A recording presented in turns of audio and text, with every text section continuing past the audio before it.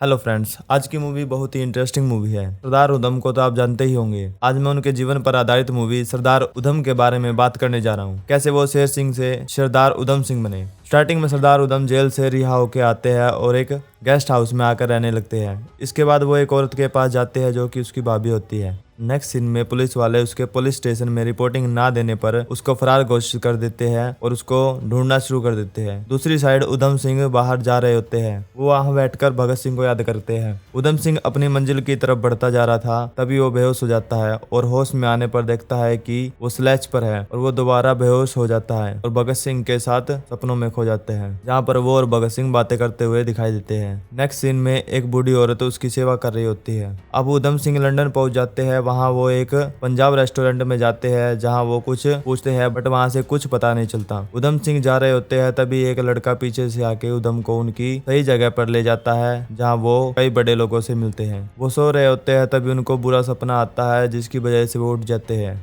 वो पीसीओ में जाके लंदन की टेलीफोन डायरेक्टरी से एक पेज फाड़ लेते हैं जहाँ से वो डायर का पता लगाते हैं। अब स्टोरी 6 साल बाद आ जाती है और अब हम देखते हैं कि उधम सिंह एक हॉल में जाते हैं जहाँ डायर स्पीच दे रहा होता है। उधम सबके सामने उस पर गोली चला देते हैं बट पुलिस वाले उसे पकड़ लेते हैं। उधम सिंह को जब वहाँ से ले जाते हैं तो सभी वहाँ इकट्ठे हो जाते हैं और धीरे धीरे डायर की मौत की खबर पूरे लंदन में फैल जाती है। पुलिस वाले उसे मारते हैं और उसे पूछताछ करते हैं बट उधम सिंह उनको कुछ नहीं बताता। जब लंदन पुलिस उसके घर की तलाशी लेती है तो उनको वो पेज और उस हॉल के बारे में पता लगता है और वो लंदन आए सभी इंडियन से पूछताछ करते हैं और उधम के बारे में सारी डिटेल्स निकालते हैं। वो जहाँ भी काम करता था उनको सब पता लग जाता है। लंदन पुलिस उधम सिंह को बहुत मारते हैं, उसे 3rd डिग्री भी दी जाती है बट उधम उनको कुछ भी बताने के लिए राजी नहीं होता। पुलिस को पता लगता है कि उधम ने एक ब्रिटिश लड़की से भी हेल्प ली थी। पुलिस उस लड़की को पकड़ लेती है और उससे भी पूछताछ करने लगती है। आगे कुछ पुलिस वाले एक लड़के को पकड़ने आते हैं तो वो लड़का भागने लगता है बट एक ऑफिसर उस पर गोली चला देता है और उसे मार देता है।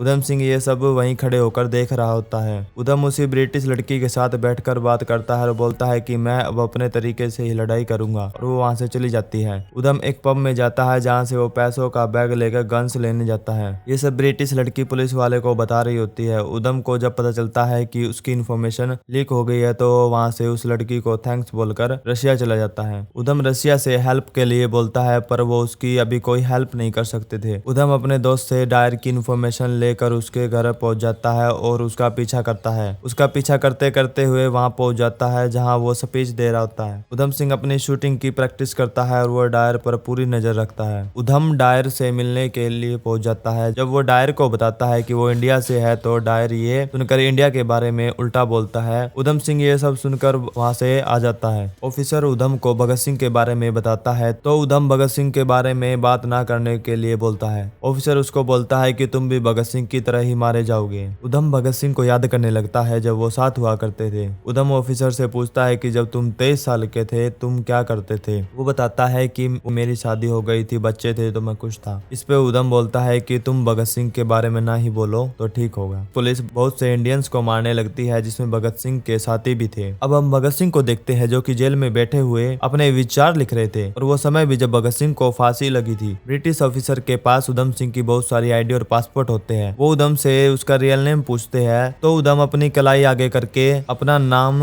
राम मोहम्मद सिंह आजाद बताता है। उधम सिंह का पूरा नाम ही ब्रिटिश सरकार को घुमा देता है। ब्रिटिश सरकार उधम सिंह को आतंकवादी घोषित कर देती है और उसे सेंट्रल जेल में ले जाती है। जेल में उधम को मार पीट कर अंदर बंद कर देते हैं। पुलिस उधम से पूछते हैं कि तुम ब्रिटिश से नफरत क्यों करते हो बट वो मना कर देता है और बोलता है कि मुझे ब्रिटिश से कोई नफरत नहीं है। उधम डायर के पास जॉब के लिए जाता है और उसके घर पर ही काम करता है। वो उसके सभी काम करता है। उधम डायर के साथ शिकार के लिए जाता है। वो उसको मारने की कोशिश करता है बट मार नहीं पाता। उधम डायर साथ होते हैं, तभी उधम उसकी गन उठा लेता है और उसको जलियांवाला बाग की याद दिलाता है। वो उसे वहां नहीं मारता क्योंकि उसकी वजह से बाकी काम करने वालों का काम छूट सकता था। उधम सिंह को बाहर बोर्ड पर लगे हुए पोस्टर से पता चलता है कि डायर स्पीच देने वाला है। उधम बुक को काटकर उसमें गन छुपाने की जगह बनाता है। उधम सिंह अपने लक्ष्य की ओर चल पड़ते हैं और डायर को मार देते हैं। उधम सिंह को कोर्ट में लाया जाता है और उसको वहां इंडियन बुक की कसम खिलाई जाती है। वकील के पूछने पर उधम सिंह खुद को शूट करने के लिए बोलते हैं और कोर्ट में उसे आतंकवादी बताते हैं, बट उधम सिंह खुद को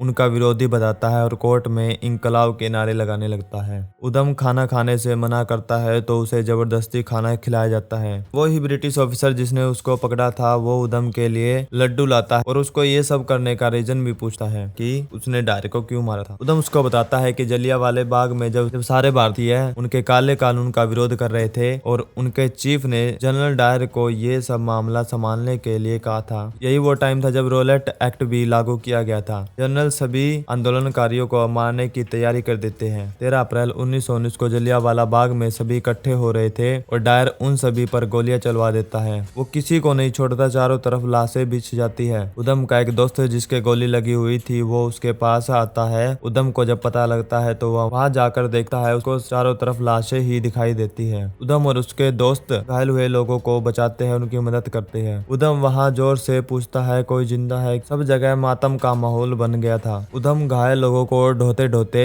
थक गया था, बट उनकी गिनती खत्म होने का नाम ही नहीं ले रही थी। सुबह हो जाती है, चारों तरफ चीखें ही सुनाई दे रही थी। अब स्टोरी प्रेजेंट में आ जाती है। 31 जुलाई 1940 को सरदार उधम सिंह को फांसी दे दी जाती है। जब उधम के हाथों को देखते हैं तो उसमें भगत सिंह की फोटो होती है। लास्ट में जलियांवाला बाग देखते हैं जहाँ सिर्फ लाशें ही लाशें थी और ये मूवी यहीं खत्म हो जाती है। वीडियो पसंद आई हो तो चैनल को सब्सक्राइब कर ले और वीडियो को लाइक कर दे।